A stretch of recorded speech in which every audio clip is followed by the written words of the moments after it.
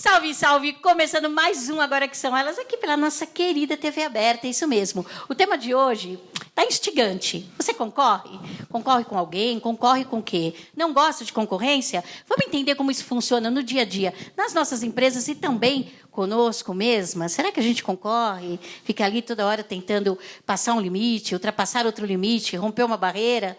A gente não vai sair daqui e você também não vai sair daí. Daqui a pouquinho a gente está de volta.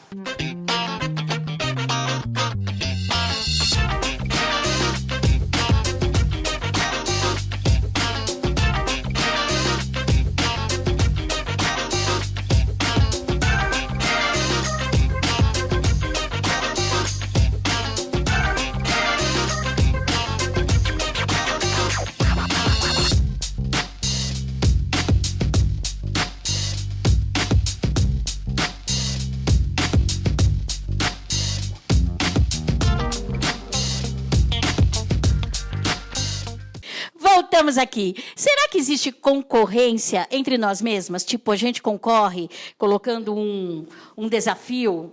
Ou não, a concorrência é só com o outro? Quem tem uma opinião formada sobre isso? Eu penso o seguinte, que, de fato, no meu caso, eu costumo concorrer comigo, né? O que isso significa? Eu costumo me desafiar a colocar metas para que eu possa, de fato, evoluir a cada dia e, mais do que isso, me superar. E isso é legal porque me ajuda a crescer. Porque, de alguma forma, quando a gente toma uma decisão de ser melhor que ontem, isso faz com que, no meu caso, eu me movimente para aprender coisas novas, para, de fato, me desenvolver cada vez mais. Então, eu diria que sim.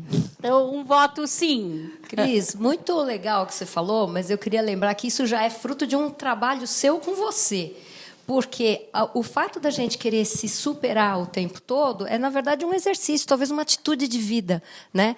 E que pode fazer as pessoas, de fato, se superarem em assuntos, em temas que elas nem imaginavam. O duro é quando a autoestima está lá no chinelo. Aí você já se considera derrotado. E é um engano. Na verdade, superação é superação. É bom você competir com você. Seja hoje melhor que ontem. Pensando em concorrência como sinônimo de competição, de superação, de aprimoramento, e indo nessa pegada do eu comigo mesma, a gente já exercita aquela coisa dos X hábitos, né? Uns falam que é 7, outros falam que é 10, outros falam que é 1000 hábitos das pessoas altamente eficazes e melhores, e a gente fica pensando, boa, como serei hoje melhor que ontem? Como serei amanhã melhor que hoje? Só que pensando em concorrência mesmo, a nível empreendedor, o que o mercado está me dizendo e aqueles que estão no nicho que eu estão fazendo que eu posso melhorar ainda? E aí, no meu caso, a pegada veio com a gentileza. Se eu sou mais gentil, por consequência, eu me torno diferenciada. Muito bom. Essa é a fase, o ideal, né? Você ser competitiva com você mesmo, mas com gentileza. Mas a realidade não é isso que a gente faz com a gente mesmo. Eu mesmo, a minha frase no meu status é: a melhor vitória é aquela quando você vence a si mesmo. Então, eu sou competitiva comigo, sim. Então, a gente é tão competitiva entre nós que a gente já estava até combinando um evento aqui, todo mundo, entendeu? Então, eu sou competitiva comigo. Comigo, assim, eu moro sozinha, mas aí, em casa, eu compito comigo mesma. É engraçado, né? Às vezes, quando eu tenho um comportamento ali meio, né, mediano, meio medíocre, aí eu mesma falo para mim, bonito, isso mesmo, continua. Então, é nesse nível. Agora, entre nós, entre carreira, entre negócio, gente, de verdade, para mim, eu analiso ali e vejo o que eu posso melhorar, como a minha querida amiga falou aqui, e eu só vou. Eu não fico olhando, não me apego a isso, não. Então, Val, eu também me vejo, assim, muitas vezes me cobrando essa questão de concorrência para concorrer de uma forma positiva comigo mesmo. Porque se deixar, eu realmente fico naquela zona de conforto. Então, eu falo assim, olha, tem aquela metinha, Gleice, vamos lá. E isso contribui muito, e eu tive muitos resultados. E na parte questão corporativa também, porque são tantas metas para a gente alcançar semanalmente que a gente tem que ter essa mente de falar, Gleice, o que você está fazendo, né? Todas nós temos que ter esse eu penso assim, né? Mas às vezes a gente se cobra de uma concorrência e fica negativo, né? A gente tem que Isso. pensar dessa forma negativa. Adorei a fala da Gleice. Quero saber de vocês aí, bem rapidinho. Quando passa a ser negativo? Porque uma coisa é sim, você querer melhorar, ter uma melhoria contínua. Agora, outra coisa é você, todos os dias, se cobrar. Hoje eu tenho que fazer melhor, não, hoje eu tenho que fazer mais. Eu tenho que ser a the best, eu tenho... E aí, como que funciona? Eu penso que passa a ser negativo quando você deixa de estar alegre, deixa de estar feliz e cai a criatividade para você ficar na repetição. Sabe? Quando você parece que está patinando, fazendo as mesmas coisas e buscando outros resultados, aí perde a graça. Tá. Eu queria complementar, assim, no meu ponto de vista, o que acaba sendo negativo quando a gente deixa de enxergar a metade do copo cheio. Porque, assim, uma coisa é eu me desafiar, é eu querer melhorar. A outra coisa é eu não reconhecer aquilo que eu já fiz de bom. Então, quando a gente perde essa leitura da metade do copo cheio, aí eu acredito que é negativo. Ou também quando você começa a perceber que você está sempre achando que não é boa o suficiente, ou que ainda falta. Então, quando você começa a olhar para a sua vida e não vê movimentos e não vê ações de fato, isso te sabota, porque você está sempre buscando, mas qual é a ação? E aí isso é negativo, falta de ação. Olha, eu ainda acrescentaria o seguinte, a gente tem uma dica básica, alegria. Está num processo com alegria, você está no caminho certo. Está num processo com ansiedade, com aflição, errou a mão. Não é por aí. E a outra coisa são várias áreas da vida para a gente se melhorar. Tem uma que está em foco naquela fase e outras não estão. Você elege uma e vai fazendo coisas que você se anima de fazer. Que você fala, hoje um pouquinho. Claro, se você puser uma meta que é inacessível, você vai se sentir frustrada de cara. Então, a ideia é, faz com alegria. E lembra, tem coisas que vão estar descuidadas uma fase, mas você cuida delas depois. E eu acho que tem um problema também de comparação, né? Quando a gente percebe, eu não estou tendo o resultado X, olha lá a fulana, olha lá, sei lá, né? Às vezes competição de irmãos, né? De tipo, rola isso às vezes na família, né? Então, quando você inconscientemente compete com a outra pessoa, a tendência de você ficar mais depressivo, não atingir aqueles resultados, então, é uma questão muito delicada de comparação. Eu, nos meus processos de baixa estima, no passado, eu me comparava muito. Então, eu via a pessoa na minha mesma idade, né? Não tem? Às vezes os pais falam isso, nunca falem isso para os seus filhos. Tá vendo seu irmão? A idade do seu irmão, não sei o quê. Eu, na sua idade, quando você fala isso, você baixa o nível da pessoa de falar, meu Deus, eu não estou sendo suficiente, eu não estou sendo bom o tempo todo. Então, prestar atenção nesse detalhe. Nunca se comparar à grama do vizinho, que o outro é melhor. Você tem a sua essência, a sua singularidade. Veja o que para você não faz sentido e melhora, com alegria, com leveza, né? Na realidade, eu penso também que isso tem que ser com leveza, sim, né?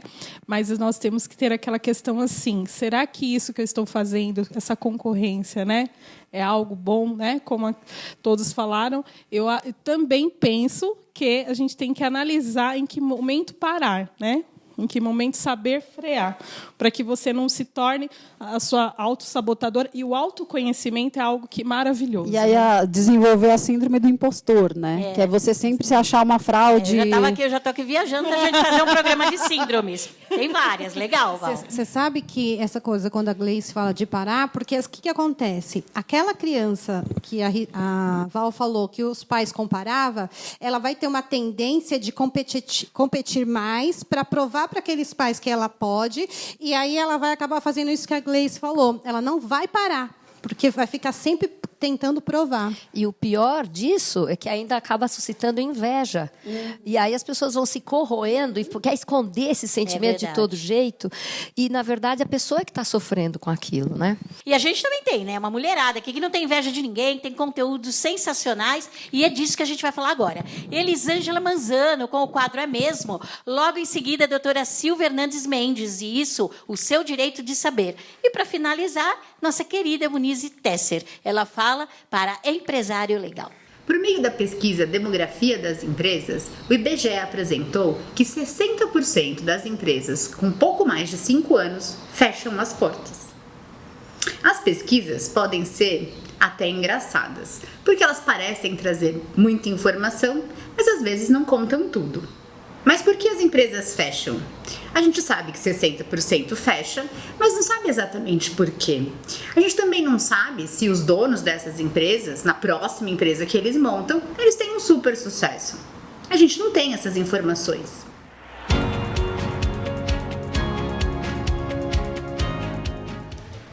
Olá, eu sou Elisângela Manzano e essa é a minha coluna. Um lugar para construir pontes, esclarecer pontos e desconstruir o estabelecido. Será que ser persistente é mesmo sempre positivo? Quantas vezes você ouviu "nunca desista"? Quantas vezes você escutou histórias inspiradoras de pessoas que enfrentaram e nunca desistiram? Eu imagino que muitas vezes. A nossa cultura romantiza a perseverança e a persistência, e por um bom motivo. A perseverança é uma grande qualidade. Muitas coisas incríveis não teriam sido inventadas e muitas pessoas excelentes nunca teriam encontrado sucesso se não tivessem continuado a se levantar cada vez que caíram. Mas às vezes, desistir é exatamente o que a gente precisa.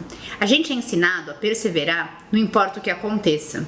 Mas às vezes, essa perseverança acaba sendo uma falta de vontade ou até uma incapacidade de mudança, que impede a gente de seguir em frente e conseguir se adaptar às situações que a vida nos apresenta. Desistir nem sempre faz de você um fracasso. Muitas vezes desistir significa que você é alguém maduro o suficiente para saber quando se reinventar. Alguém que tenha coragem de proteger a saúde mental ou alguém que está disposto a correr o risco de mudar de rumo. Com a pandemia de 2020, muitos empreendedores sofreram e precisaram desistir para poder se reinventar. Então, um restaurante passou a operar só por delivery. Uma fotógrafa começou a orientar as fotos à distância. As possibilidades são infinitas e eu passei por uma reinvenção. Na verdade, uma reinvenção radical. Tão radical que virou um novo negócio. A minha nova empresa atende e responde exatamente às mudanças que a gente está passando. Ela ensina a ensinar e a tirar proveito de todas as possibilidades que o mundo online está trazendo. E você? Conta, do que você já desistiu? Como você já se reinventou? Aqui está o QR Code das minhas redes sociais. Aponta a câmera do celular e vamos continuar essa conversa por lá. Até a próxima semana. Olá! O tema de hoje é novamente o IGPM no reajuste dos aluguéis. Para quem não me conhece, eu sou a Silvia Hernandes Mendes, especialista em direito imobiliário, e esse é o quadro semanal O Direito de Saber, exibido no nosso programa Agora que São Elas, na TV aberta. Na semana passada, eu trouxe esse tema do reajuste dos aluguéis pelo IGPM e várias pessoas me procuraram querendo saber mais sobre o assunto, então resolvi abordá-lo novamente. As locações costumam ser reajustadas anualmente e a maioria dos contratos elegem o IGPM como indexador do reajuste. O IGPM, em maio de 2021, acumulou alta nos últimos 12 meses de 35%. Em abril, o acúmulo dos últimos 12 meses foi de 32%. Em março foi de 31%, em fevereiro 28% e em janeiro 25%. São índices extremamente elevados para que sejam mantidos como indexador de reajuste dos contratos de locação.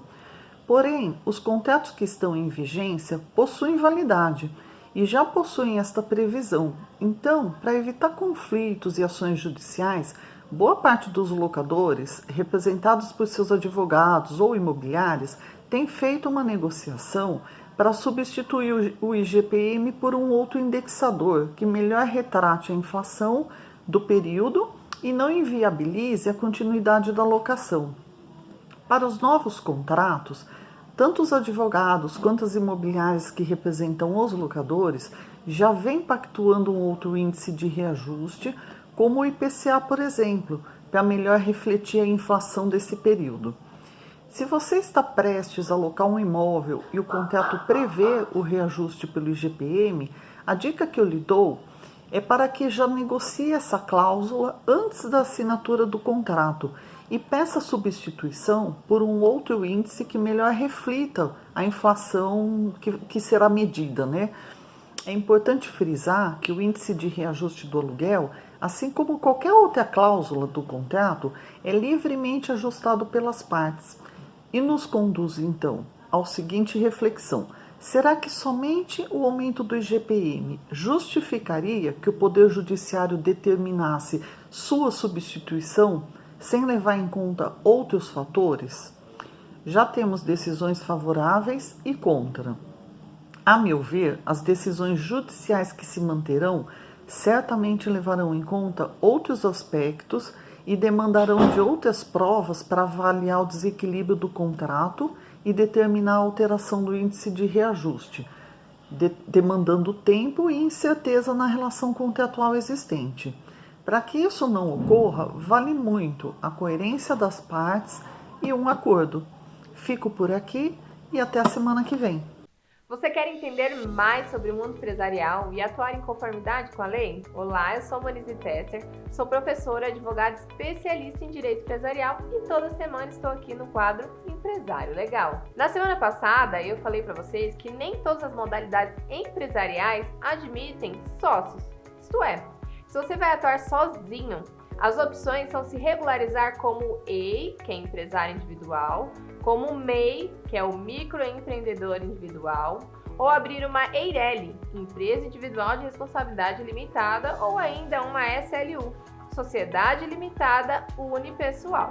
Neste caso, você deve estar preparado para assumir 100% da responsabilidade pelos ônus e bônus de gerir um empreendimento sozinho. Mas se por acaso a escolha for por empreender em conjunto com uma sócia, um sócio ou alguém de sua confiança e que vai dividir com você as responsabilidades, investimentos, o trabalho, os riscos, energias e conquistas, alguém com o mesmo objetivo e metas que você e cujas habilidades e conhecimentos se complementam com as suas, então eu sugiro você constituir uma empresa na modalidade de sociedade limitada. Aquela da famosa sigla LTDA, que com certeza você já ouviu ou já se deparou com esse termo em algum lugar. A limitada, que antigamente era uma das modalidades mais usadas para empreender, mas que com o tempo foram surgindo outras opções, como as que eu citei agora no início desse vídeo, mas ainda hoje ela é utilizada quando se vai empreender em sociedade em conjunto com uma ou mais pessoas. Aliás, a outra opção para se empreender em conjunto com sócios é a SA, a Sociedade Anônima ou Sociedade por Ações. Mas deixaremos esse tema para uns próximos vídeos, pois é um tipo empresarial muito mais complexo e geralmente utilizado para grandes corporações. Então, se você vai começar ou regularizar o seu negócio em conjunto com sócios, com outras pessoas, então inicie constituindo uma sociedade limitada.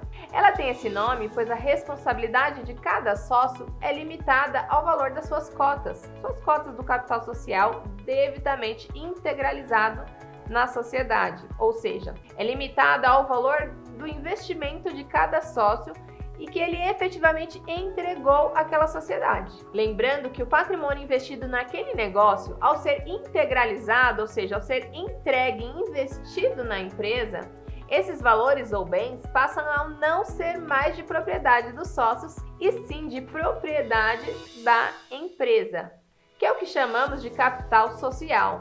E ele é dividido em cotas e representado por porcentagens, ou seja, há uma separação entre o patrimônio do sócio e o patrimônio da empresa. Por isso que falamos aqui em responsabilidade limitada. Então, se a empresa adquirir dívidas, é de responsabilidade da empresa pagar essas dívidas com o seu próprio patrimônio e não o patrimônio dos sócios. O que para o empreendedor é uma segurança, uma garantia de que o seu patrimônio pessoal não será afetado caso o empreendimento não dê certo. Quer saber mais? Não percam os próximos programas. Um grande abraço e até lá! Sensacional! Gente, vamos falar um pouquinho agora da concorrência empresarial, né? Como que vocês lidam com isso? Eu conheço muita gente que mete o pau no concorrente, que às vezes fala mais mal do concorrente do que bem sobre si mesmo, né? Aí você fica curioso para saber, deixa eu ver quem é esse cara, fale desse concorrente. Como que vocês lidam agora dentro das empresas de vocês com a concorrência? Olha, eu já vou pegar esse gancho aí rapidinho. No meu caso é simples porque está diretamente relacionado à qualidade do produto. Tá. Então, tem a ver com a promessa daquilo que ele resolve na vida da pessoa, e a qualidade do produto está diretamente relacionada com a garantia que ele tem. Não, mas você tem concorrente no mercado? Sim, eu tenho concorrente no mercado em vários produtos. Tá legal. Só que os produtos deixam de funcionar porque tem respeito, é diretamente relacionado à tecnologia. Tá bom. Então, explicar o diferencial é justamente aí onde a gente demonstra ser melhor que a concorrência. Tá. Mas eu acrescentaria o seguinte: tem que ser um bom concorrente, né? Se eu gostaria, eu quero e eu tenho bons concorrentes, pessoas que são boas tecnicamente, pessoas que são boas no conceito, pessoas que são legítimas com o consumidor. Porque esse é o concorrente legal. Esse concorrente me põe para cima. Na verdade, ele me ensina também, né? Eu acho mas que é está cheio de concorrente mequetrefe. Na linha do coach, por exemplo, nem se fala. É verdade. Então, mas Exatamente. isso acaba fazendo o quê? Dificultando até com que a gente ofereça os nossos serviços. Porque as pessoas, na área da terapia, né, as pessoas questionam muito a questão de preço e valor. Então, para você ter um diferencial, eu falo por mim, psicólogos têm a rodo. Então, eu tive que me especializar muito, né, um leque de especializações. E aí a pessoa fala, nossa, mas por que é tão diferente esse preço? Justamente por conta daqueles maus trabalhadores que às vezes não ajuda, não contribui e piora. Então, é assim que eu olho para essa concorrência. Mas tem uma concorrência contrária. Eu quero que você conte para mim, Gleice. Eu adoro meus concorrentes. Que legal. Mas você é uma das poucas mulheres no teu segmento. Sim. Como que é concorrer com esses caras? Eu trabalho no ramo de automação industrial e isso é algo assim que a gente procura parcerias. Então, meus concorrentes, eu sempre fiz análise SWOT, eu olhava o meu mercado e procurava verificar o que eu quero aprender com o meu concorrente, porque as especialidades são inúmeras. E como até foi comentado, essa questão de concorrência, muitas vezes você tem que se ater o quê? Na sua qualidade, mas também no seu profissionalismo, mas também verificar com olhos bons. E eu sempre faço boas parcerias com os concorrentes. Eu extraio o melhor e elogio meus concorrentes. Maravilhoso. Para quando eu estou com meus clientes. Não acho legal essa questão, particularmente, não acho legal essa questão de você ficar criticando o seu concorrente, né, na frente do seu cliente. Isso soa negativamente, né? Nós temos que pensar nisso também. A concorrência, até complementando, eu penso que é fundamental, né, em qualquer setor de negócio. Porque imagina se nós não tivéssemos outras opções, né, de serviços. Sim. Então, é importante. E, mais do que isso, faz o nosso serviço, de uma certa forma, melhorar. Sem dúvida. Ele nos ajuda a crescer. E o que acaba acontecendo? Né? Acho que a grande questão é a gente sempre pensar como que podemos fidelizar os nossos clientes e agregar valor e benefícios que vão, de fato, mostrar que o nosso produto é diferencial. É dessa forma que eu procuro trabalhar, né? Colocando ali plus no meu serviço, agregando ali mais qualidade, para que, de fato, os meus clientes possam ter cada vez mais comigo. Resultado, né? Então, é esse o ponto. Eu acho que na minha área, na nossa área, por exemplo, né, que é treinamento, é desenvolvimento, o que eu faço nos meus processos? Eu humanizo os meus processos. E eu acredito que o cliente, né, por si só, ele compra de quem ele se conecta. Pelo menos na nossa área de treinamento, de coaching, de palestrante. Então, para mim, a concorrência ela é ótima, na verdade, porque eu vejo tudo o que estão fazendo que eu não devo fazer. Por exemplo, falar mal dos outros. Por exemplo, porque quando a pessoa fala mal de alguém ou de outra empresa, ela está falando para mim muito mais sobre ela do que sobre a empresa. Então, eu já nem me conecto. Quando o cliente vem para mim, a primeira coisa que eu falo para ele, você quer ser tratado como cliente ou como pessoa? A pessoa já se espanta. Sim. E eu falo, porque eu vou te tratar como se fosse da minha família. Então, eu pego os clientes no colo. Então, aí, independente de concorrência, quem está fazendo sei lá o quê, eu acho que as pessoas elas compram de quem elas se conectam. Né? Pessoas se conectam com pessoas na nossa área. E eu acho que esse é um grande, na minha área também. Diferença. Fazer parceria, sabe? Então, nossa, quantas parcerias eu tenho até hoje. Mas isso tudo que vocês estão contando aqui é muito bonito, saudável, indica o que façam em casa, mas não é o que acontece na vida real. Né? O que a gente vê de povo puxando tapete de povo, né? Povo descredenciando o outro, né? Sem Falando motivo, mal dos coaches. falando mal. E aí? Então, é bem polêmico esse tema, porque uma coisa é eu ser ética, eu ser competente, eu querer sempre ser melhor e entregar o melhor produto e serviço. E outra coisa é alguém que mascara bem um produto e serviço, traz uma certa vantagem, às vezes financeira e econômica, ou até no prazo da entrega e depois não entrega. Então, quer dizer, diferenciar através de uma comunicação clara o que é alhos, o que é bugalhos, é complicado. E quando tem o cara pálida que copia? Então... Pega a tua copia igualzinho, até o teu slogan. Exatamente. Acontece muito isso, é muito engraçado. Tem um mercado desleal, nós sabemos disso, tá ali, né? E assim, muita coisa a gente não consegue controlar. A gente consegue controlar a nossa postura, claro. enfim.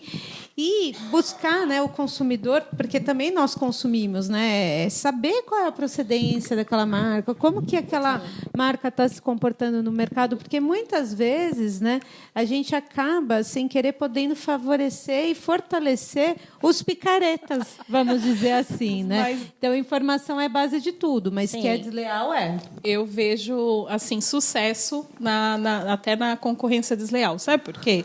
Quando o seu concorrente ele é desleal, em algum momento ele vai deixar uma lacuna no prazo. Fica uma ponta aberta ali. Né? E eu já tive muito sucesso com isso. Qual o sucesso? Eu aguardei o meu momento de entrar e foi assim uma conexão triunfante. Não, e é sensacional. Você quer fazer estudo de concorrência? Que se você tem uma empresa em casa, precisa fazer estudo de concorrência e estudo de referência, vai no Reclame Aqui. O que o cliente do cara pálida está reclamando, será que você está fazendo igual? Então, como que eu posso melhorar? Você não precisa falar mal do seu concorrente, mas você pode, de repente, fazer melhor. Não é isso? E essa coisa não se sustenta. Né? Então, essa questão do diferencial do preço e do valor, porque assim também, por que existe concorrência desleal? Porque as pessoas também procuram. Sim, entendeu? Claro que então, sim. As pessoas pechincham, as pessoas têm dificuldade de valorizar o bom profissional. Então, olha o mercado negro. Por que tem saída? Verdade, porque tem venda. sem dúvida. Sabe que eu vou contar um assunto rapidinho. Eu contratei uma vez uma mentoria e não foi barato, né? E aí eu falei uma vez, eu não vou falar o assunto porque aí eu vou entregar a pessoa, mas eu falei, olha, eu quero fazer isso, isso, isso, semana que vem isso. Passou 2 dias. O meu mentor que eu contratei estava lá nas comunidades do Facebook que eu tinha falado. Ele estava copiando os artigos que eu falei que eu ia colocar no ar. Nossa. E, de verdade, eu achei engraçado. Assim, eu falei, gente, sinal que alguma coisa ali, né, conectou com a pessoa, ele achou incrível, eu falei, bacana, né? E deixei passar, não paguei isso.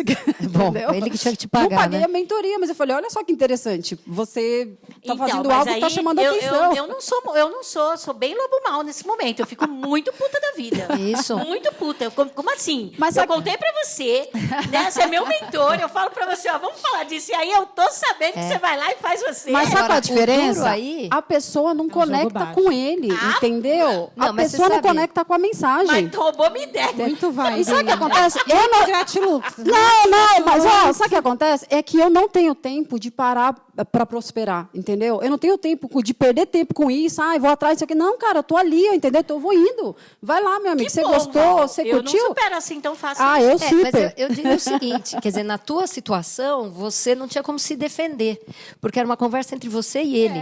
Agora, uma questão legal, se fosse, não, né? Então, se tem uma questão legal, Monize Tesser, empresário legal, não é à toa que é preciso pôr toda uma papelada em ordem, você licenciar seu produto, você ter uma marca registrada, você se defender. Porque, de verdade, tem uma briga de foice. Quando a ética não entra no palco, acontece qualquer coisa. E ética é cidadania, é educação, é até espiritualidade no nível mais alto. Mas sabe que o legal é aprender com isso. Assim, né? Parceiro, eu passei para ele uma situação de uma proposta, ele estava... Eu falei, olha, ele me passou o valor, ele também me pediu o orçamento, mas eu não estou podendo fazer. No final das contas, ele falou que não ia fazer a máquina, e ele foi lá e fez. Um super parceiro, amo de paixão. Depois ele veio e falou, Gleice, eu me arrependo porque não deveria ter agido dessa forma contigo. E aí ele me passou mais pedidos. Por quê? Porque quando você age com ética e você realmente valoriza a questão do parceiro, do concorrente, cai por terra, porque as coisas acontecem. Então, assim, já aconteceram projetos e as pessoas falam, nossa, você vai se aliar com essa pessoa, você confia? Falou, não, eu confio porque eu vou dar o melhor e eu vou vibrar nessa energia. E aconteceu vários pedidos depois e o pedido de desculpa. Então, assim, muitas vezes ocorre essa forma, mas pode ser também de uma forma bem inesperada. Bem, tudo a ver, né, com o quadro da Márcia Andrade, com a essência humana do seu negócio. Logo em seguida a gente vem com a Cris Zanella, do Negócios e Beleza. E, por fim, a ciência da felicidade com a nossa querida Fran Muraca. Olá! Como nós falamos na semana passada, hoje nós temos a honra de receber Fabrício Batista, do Viva Segunda, e vai nos falar como fazer uma venda humanizada. É com você, Fabrício. Como a Márcia explicou, a gestão de mudança ela acontece quando uma empresa quer melhorar e ir de um ponto a outro ponto. Uma das coisas que pode ser identificada é a necessidade de melhorar a sua empresa no quesito vendas. A gente aqui no Viva Segunda, a gente ensina a vender de uma forma humanizada. E o que é uma venda humanizada? Uma venda humanizada é quando você genuinamente se importa com quem está do outro lado, né, seu cliente, né, com a intenção de realmente ajudá-lo, né, tendo empatia e colocando ele realmente no centro. E como você faz isso? Como tem empatia nas vendas? Você precisa identificar o real problema que aquela pessoa tem para resolver e depois dar acesso a ela, à sua solução. Vender, na verdade, é dar acesso à solução de um problema. Tem gente que tem dificuldade para vender, por exemplo, mas que adora ajudar as pessoas. Quando você enxerga a venda como uma oportunidade de ajudar as pessoas, você está sendo humano e você está dando acesso a ela a isso. Isso é vender de uma forma humanizada. Quando você se preocupa com seus potenciais clientes, você se dedica para entendê-los com profundidade. Isso faz com que você consiga gerar conexão rápida. Quando você fala a respeito dos seus produtos, quando você fala a respeito do seu serviço. Quando você comunica com clareza e de forma humanizada, as pessoas se conectam, elas se encantam e elas compram muito mais rapidamente de você. Seu negócio ele não é sobre você.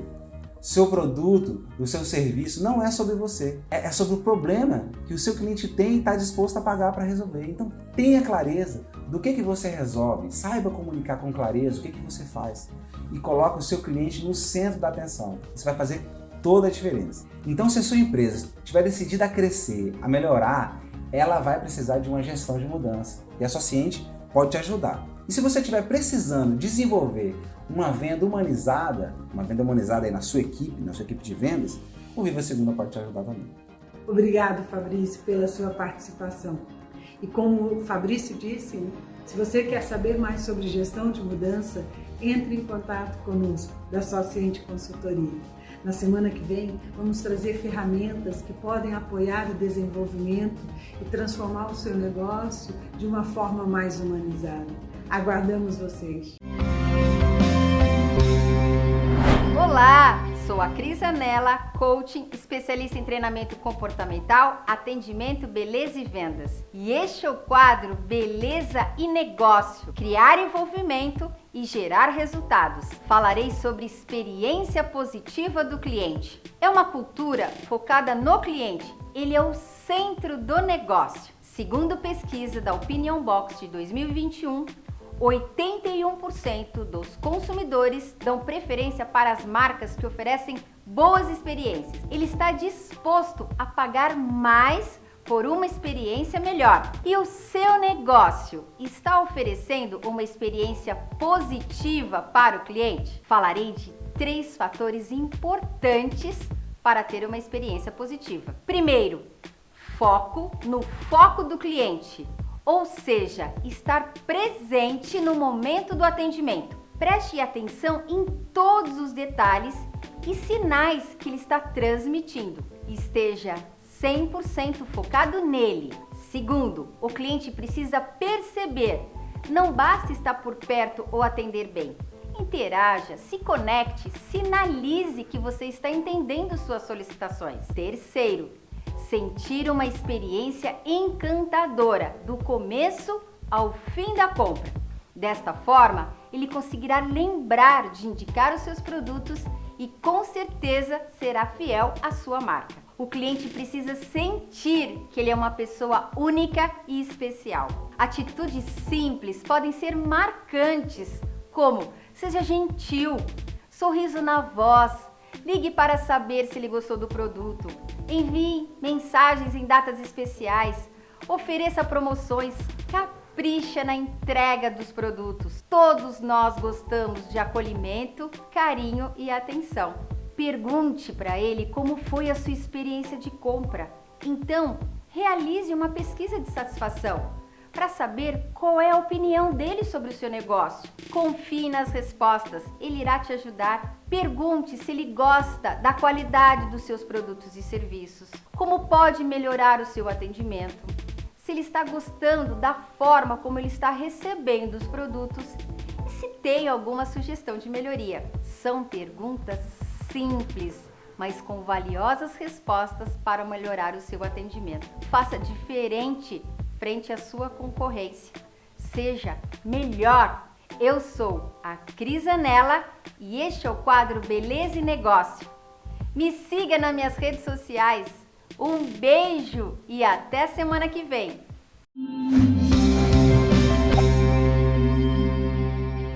Você se compromete com o seu bem-estar e do outro? Hoje falaremos de felicidade corporativa. Eu sou Fran Muraca, estudiosa da ciência da felicidade. Para a felicidade corporativa, é preciso revisitar o FIB, Felicidade Interna Bruta, que é um novo indicador da ONU, Organização das Nações Unidas, criado como forma complementar das medidas já tradicionais como o PIB, Produto Interno Bruto, para medir o desenvolvimento de uma nação. Entre os quesitos que são analisados pelo FIB estão bem-estar humano, esgotamento dos recursos da natureza, cuidados familiares, utilização do tempo de forma equilibrada. Na sua empresa, vocês aplicam a felicidade coletiva como meta de crescimento? Saiba que é muito possível. Para isso, será necessário a criação de um clima e cultura organizacional focado na pessoa, no indivíduo, nos seus desejos e sonhos individuais. Isso porque, em muitos casos, as organizações moldam as pessoas. Você conhece a cultura organizacional da sua corporação?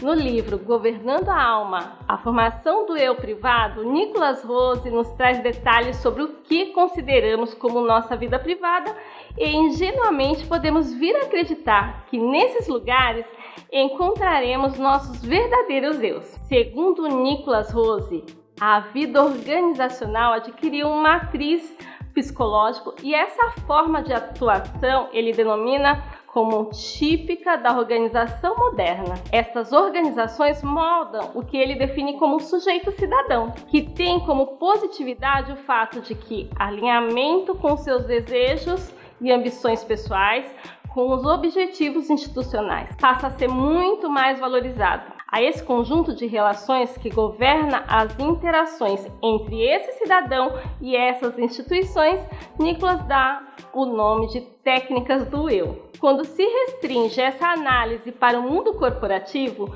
torna-se claro e evidente todo esse processo do subjetivo da pessoa corporativa. Trata-se de ambientes onde o controle social se faz mais presente, onde a relação de trabalho impõe maiores graus de obediência e de sujeição, onde a possibilidade e o medo de ser excluído do grupo são permanentes. Por outro lado, as próprias aspirações e imagem de sucesso e felicidade dessas pessoas passam a ser constituídas por caracterizações de sucesso advindo desse mundo corporativo, onde ele está mergulhado, e assim passam a dirigir suas atitudes e comportamentos na direção dada pela corporação. Dito isso, nós todos temos a responsabilidade de tornar o clima organizacional colaborativo, com um olhar no outro, na forma dinâmica, usando ferramentas, regras, linguagens, mecanismos de reconhecimento e promoção da própria instituição, buscando influenciar as pessoas que nelas vivem de forma positiva, valorizando o bem-estar humano. Eu sou Fran Muraca e este é o quadro Ciência da Felicidade. Até a próxima! Eu quero muito saber a opinião da Yara sobre isso, que a Yara fala aí de ação, ela tem algumas concorrências grandes, a Yara é do ramo de ótica. Conta aí, Yara, o que você acha da concorrência? Concorrência, como lidar com ela? E como que a sua concorrência pode te ajudar estrategicamente de alguma forma? Há 8 anos, quando eu iniciei a minha empresa na parte de atacado de óculos, uma empresa que hoje tem um faturamento milionário, ela ia ser encerrada com 2 anos de vida. E um dos motivos do encerramento dessa empresa é porque o meu foco, ele estava no meu concorrente e não na minha empresa. E esse é um dos maiores erros que acontece com a maioria das empresas que são abertas ano após ano.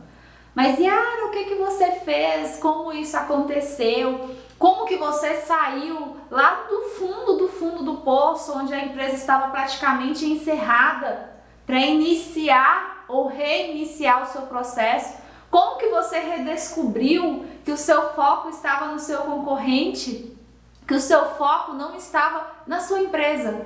Como que você mudou essa visão? Essa visão minha, ela foi mudada, essa chave foi virada quando realmente já não tinha jeito, já estava no fim. Por isso que hoje eu dedico horas e mais horas com os meus conteúdos para ajudar pequenos negócios a expandir, a não cometer os mesmos erros que eu cometi. Nesse meu caso em específico, quando já não tinha mais jeito, quando já não tinha mais saída, eu falei, opa, peraí, deixa de tirar o olho, vamos tirar o olho aí do nosso concorrente, de querer imitar, de fazer igualzinho ele está fazendo, e vamos aprender com ele. E aí eu olhei para o meu concorrente e falei, peraí, se o meu concorrente está fazendo dessa forma eu não quero fazer. Porque para mim não deu certo, pode ter dado certo para ele. Então olha aí a virada de chave de todo e qualquer negócio. Inspire-se no seu concorrente não para copiá-lo, mas para mudar, fazer diferente daquilo que ele já está fazendo. E foi o que eu fiz no meu mercado de óculos. Eu entrei com uma forma de trabalho que os meus concorrentes não tinham e até hoje nós somos a única empresa do ramo que trabalha dessa forma. A gente tem até um nome para a nossa forma de trabalho, que é o método MIT, onde a gente dá a oportunidade do cliente conhecer o nosso produto antes de comprar, ao contrário dos nossos concorrentes que trabalham com representação por todo o Brasil. E isso foi o suficiente, uma virada de chave, uma forma inovadora, onde sim, de início, os nossos clientes, eles começaram a se assustar. Como assim? Não existe isso no mercado. Quando seus clientes começam a falar com você, opa, eu nunca vi isso antes, você acende uma luz, você liga uma chave. Você liga uma chave de forma que o seu cliente, ele começa a partir desse momento, a prestar atenção no que você está falando. Ele começa a dar atenção para a sua empresa e não para um monte de ofertas que ele encontra no mercado. Por quê? Porque a sua chegou com algo diferente. Mas eu entrando no meu mercado com algo muito inovador, muito diferente, eu vou assustar os meus clientes. Sim, você vai fazer uma validação do seu negócio. E essa validação, ela sim, exige um determinado período de tempo, até que as pessoas se adaptem a esse novo modelo de negócio que você está entrando no mercado. Mas como que eu vou diferenciar o meu mercado, né? Eu ouço muito isso nas minhas palestras, nos meus treinamentos. Dentro do meu mercado é muito difícil, parece que já tem de tudo. E aí que vocês se enganam. Por quê? Porque você pode se inspirar em outros nichos de negócio que já existe. Existe uma forma de trabalho, digamos, no ramo de oficina, no ramo de restaurante, que o atendimento é assim e assim, e eu vou pegar tudo isso e vou trazer para o meu mercado. Eu vou pegar uma forma de trabalho já existente, vou modelar ela, né, para o meu nicho de negócio e vou aplicar tudo isso no meu mercado. Fica aí esse insight para você que está aqui nos acompanhando. Voltando aqui, olha que linda minha camiseta hoje. É isso aí, entra lá no Insta da Nect Camisetas. Simples e chique, tá bom? Vamos lá, pessoal. Último bloco. Será que dá para viver sem concorrência? Porque tudo que a gente falou aqui no segundo bloco, né, deixa a gente meio chateada, enfim. Dá para viver sem concorrência, gente? Não. Não, porque a concorrência faz parte da humanidade, faz parte da criatividade de cada um, faz parte daquilo que cada um tem a oferecer naquele momento, naquela condição. E isso tudo é uma grande engrenagem. E isso vai melhorando a cada vez, a cada dia, e cada processo, e cada produto, e cada serviço. Então, viver sem concorrência, eu creio que se tudo fosse muito igual e homogêneo, não haveria evolução. O ser humano ele está em evolução contínua. Né? Nós temos que ter... Até a psicologia positiva ela estuda isso, né? De que um dos processos fundamentais para o bem-estar é a sensação da gente estar evoluindo. A gente precisa disso. E, no caso dos negócios, do mundo dos negócios, se nós não tivéssemos a concorrência, com certeza teríamos aí serviços muito caídos, muito frágeis, monopólio, falta de entrega. Isso acontece ainda, né? Claro em alguns lugares, pequenas cidades. Então, a concorrência ela é extremamente importante e faz a gente crescer. Eu acredito que isso que faz crescer. Por exemplo, quando a gente pega aplicativo de transporte, olha como evoluiu, como melhorou os serviços. Então, em qualquer área, isso faz com que você, como eu falei, vá buscar aperfeiçoamento, né? Porque, como a Mônica falou, a vida não é estática, ela vai acontecendo. Então, eu acredito que é importante. E se a gente for ver, basta ver o que acontece na telefonia, né? Sem dúvida. E uma coisa muito legal é que, na verdade, isso provoca a criatividade, né? Por isso, assim, a concorrência com a gente mesmo, como eu faria melhor isso que eu já faço? E, às vezes, alguém fez, e você vai olhar e vai falar, caraca, aquela pessoa acertou na fórmula, vou tentar melhorar também. Eu acho que é bem interessante. Legal, desculpa cortar vocês, mas foi bacana a tua fala, porque a gente não falou de uma coisa que é importante a gente falar, de modelagem. Né? É diferente de copiar. Modelar a pessoa que está com sucesso é super interessante, não é isso, Val? Exatamente. E outra, né? Eu sozinha não consigo atender 8 bilhões de pessoas. Então, tem que ter, porque tem mercado para todo mundo. Você conecta com as pessoas, cada um fala uma linguagem, você vai aprendendo, vai se modelando naquilo que funciona, vai aprendendo o que não fazer, tipo copiar a ideia do coleguinha, essas coisas assim. Sim. No caso, eu acredito que a concorrência é inspiradora, porque o ano passado, meio a toda a questão que nós estamos passando, eu consegui aumentar 30% por conta de analisar a minha concorrência e verificar novos produtos. Eu criei 2 novos produtos na área de automação, né, que seria para melhorar a produtividade dos meus clientes de chão de fábrica. Tudo isso voltado olhando a concorrência. Me mandavam uns vídeos, falei assim, deixa eu dar uma olhadinha o que está sendo feito. E ali eu passava para a minha equipe e a gente desenvolvia e em pontos bem fixos, né, do projeto, eu conseguia ver coisas a melhorar. Então, a concorrência inspira e ela te move, né, na realidade. Você fala assim, olha, dá para me fazer um pouquinho melhor. E tem algo interessante que, na fala de vocês, né, me chamou a atenção, que, assim, além disso, gera emprego, né, gente? Porque olha só quantas pessoas elas são contratadas por grandes empresas para colocarem mercados novos no trabalho, que nem a Kátia citou o celular, enfim. A gente tem uma infinidade de exemplos aqui. Então, gera emprego, movimenta o mercado. Então, a concorrência é engraçado, ótima. Que eu tenho clientes que seriam concorrentes meus. Eu dou mentoria, eu ensino para a pessoa o que ela tem que fazer. Sim. Né? E as pessoas vêm, Val, eu quero saber seu método. Legal. Entra na mentoria e eu ensino para o mesmo coach que trabalha na mesma profissão. Sim. E eu acho que isso é muito interessante, porque a gente cresce junto, né? Nós somos únicos, né? Exato. Eu queria lembrar também que tem muita gente que não reconhece o próprio concorrente, não sabe quem é o concorrente. Verdade. Vou dar um exemplo simples.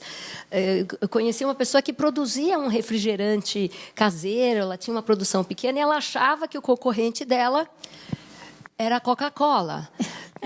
Não. Você tem que entender o tamanho do teu mercado, o teu nicho, Sim. com quem que você fala. E quando você entende isso, vamos falar de uma competência correta, idônea, de bons modos, vamos falar assim. Se o seu concorrente for mal, presta atenção, porque você é a próxima vítima. Sem dúvida. Eu canso de dizer isso. Quando quebrou, é do teu segmento, fica esperto, porque a onda vem. Tem algo que é muito interessante, a gente está falando assim, mas de forma mais técnica, vamos pensar. Quando você oferece um serviço ou um produto, você está suprindo uma necessidade no mercado. E o mercado, ele é medido, ele é visto, ele abrange fornecedores, clientes e concorrência. Sim. A concorrência é um pilar da movimentação econômica e de serviços de um mercado. Então, olhar para a concorrência, estar atento à concorrência, impulsiona o mercado. Até porque quem ganha com isso é o cliente, gente. Porque se não tem concorrência, não vai melhorar o produto, o cliente está sempre, né? E, de novo, vou citar a telefonia aqui. Eu queria fazer uma pergunta para a Rita. Ô, Rita, no seu mercado eu não conheço concorrente seu, Emoções e Dinheiro. Eu conheço, mas é uma pessoa maravilhosa. Que é um Oceano Azul que eu acho que você navega, né? Porque eu ela. não conheço. Uma que tem um Insta que se chama Psicologia e Dinheiro. Olha só, mas uma, né? Uma, né? Porque Ela, então, mas ela, esse... porque ela tem uma abordagem similar, porque ela foi para o caminho da psicologia para abordar dinheiro. Tá vendo? Que legal. É uma colega de Brasília, hein, Adriana? Merchan para você. Que linda. É isso, gente. Muito legal. Meninas, nós estamos encerrando aqui. Eu quero que cada uma fale aí aproximadamente 30 segundos, dando um conselho para quem está em casa com relação a como se policiar com relação à concorrência. Quem começa aí? Vamos lá. Eu vou começar. Em relação a se policiar... Sim, né?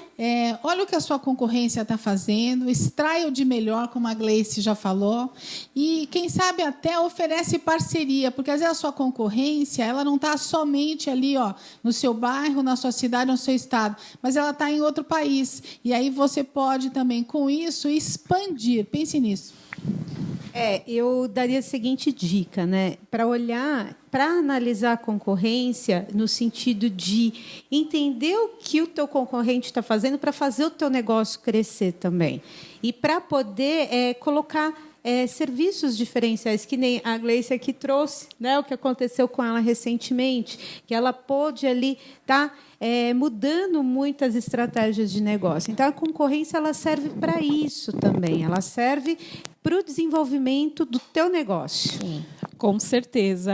Eu recomendo que você estude a sua concorrência, você traga para perto e no tripé, né? Cliente, fornecedor e concorrente, chama para junto que você não vai se arrepender. Tira a crença que concorrente prejudica. Eu olho assim que a dica é a questão de não olhar o outro, né, a concorrência do outro, mas qual que é o meu diferencial. Então, por exemplo, eu era psicóloga e aí eu queria ofertar mais. Então, eu estudei e me tornei sexóloga. Então, qual que é o meu diferencial? Então, eu ofereço o serviço da psicologia e agrego outros fatores. Então, é essa a dica de você olhar para você e como que você pode se aperfeiçoar. E eu daria a dica do seguinte, né? Olhar o que o concorrente está fazendo e o que ele não está fazendo. Então, olhar onde tem a lacuna, sabe? O que ninguém está falando aqui, ninguém está olhando para isso, né? Igual eu criei o treinamento de estratégia emocional para militares. Né? Ninguém estava olhando para isso. Então, o primeiro treinamento no Brasil de estratégia emocional para militares, porque o nível de suicídio é muito grande. Então, você olhar com esse olhar saudável, não de comparação, mas o que ninguém está falando, e olhar para você também e não se comparar. Né? É importante essa parte também de você com você mesmo. E eu diria o seguinte, às vezes a gente esquece, mas você pode perguntar para o seu cliente o que ele está achando do seu produto. Você pode ter um questionáriozinho, um formulário fácil de preencher, em que você pergunte a opinião dele sobre o que você oferece e se ele conhece outras empresas, outras pessoas que ofereçam algo similar ao que você faz. Eu acho que uma pesquisa de campo cai muito bem. E não tenha medo da concorrência, vai para a vida, isso aí é vitalidade, né? É isso aí. A gente tem alguns momentos importantes e hoje a gente vai ter aqui um momento super importante que se chama-se Momento Sebrae Delas. Isso mesmo. Assistam esses vídeos, corra para o Sebrae mais próximo. Você, mulher que está começando a empreender. Muito legal, tenho certeza que vai fazer diferença para vocês. Nossa querida Vânia, maquiadora profissional. Entre no Insta da Vânia, procure, você vai ficar linda de viver. E junto com isso, procure a Jane. Aí juntou a Jane com a Vânia, vamos sair de lá maravilhosas. E a Elza? Elza da Transit Portas Automáticas. Isso mesmo. Pode ser, inclusive, para sua casa. Você precisa de um portão automático? Procure a Transit. Não tem melhor no mercado. É isso aí, pessoal. Semana que vem tem mais com um tema super interessante como foi hoje. Obrigada, meninas. Até lá, segunda-feira. Olá a todas do Agora Que São Elas. Meu nome é Ângela, sou analista de negócios do Sebrae São Paulo. E esse é um vídeo convite para você que segue aqui o Agora Que São Elas, que acompanha essa programação, para participar do Sebrae Delas, um movimento de incentivo, de fomento ao empreendedorismo feminino, tá? É uma capacitação, uma jornada de 13 horas de conteúdo sobre gestão e inteligência emocional e mais 1 hora de mentoria gratuita e individual para você ter seu momento para falar do seu negócio, da sua ideia de negócio, tá?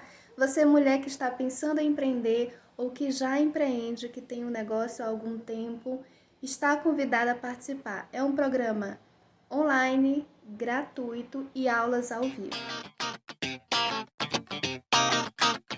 Oiê, eu tô aqui para te ajudar, você que tá cansada de cobrir seus brancos.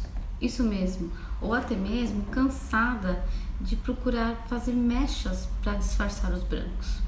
Hoje em dia, existem outros tipos de técnicas onde eu posso te ajudar e deixar um ar natural e saudável sem agredir seu cabelo. Isso mesmo. Eu posso cobrir 70%, camuflar, dependendo de cada um. E o melhor de tudo, não mexer no natural dele, sem que haja desbotamento da cor indesejada. Isso mesmo. Quer saber mais sobre esse trabalho? Me procura. Meu nome é Jane, eu sou do Estúdio JK, sou a pessoa responsável em cuidar do embelezamento feminino e poder contribuir com a sua autoimagem. Lhe aguardo, viu? Será um prazer recebê-la no ambiente acolhedor. Um enorme beijo e até! Olá! Então, pensou na consultoria de beleza? Você que está aí me assistindo, você pensa que consultoria é só para mulher? Não, a consultoria é aberta para você, mulher, e para você, homem também. Se você é casada, tem um namorado, façam juntos. Juntos vamos realizar o raio-x da pele de vocês dois. Olha só, este não será um momento super especial? Te aguardo.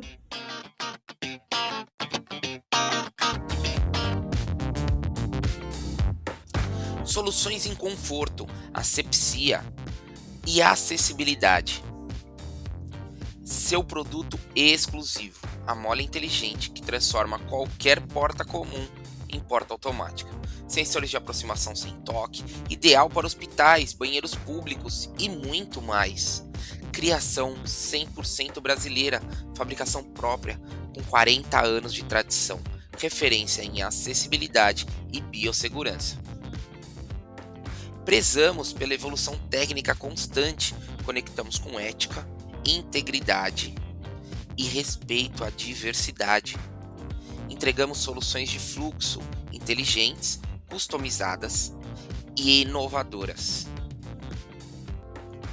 Transite, fluxo inteligente em portas.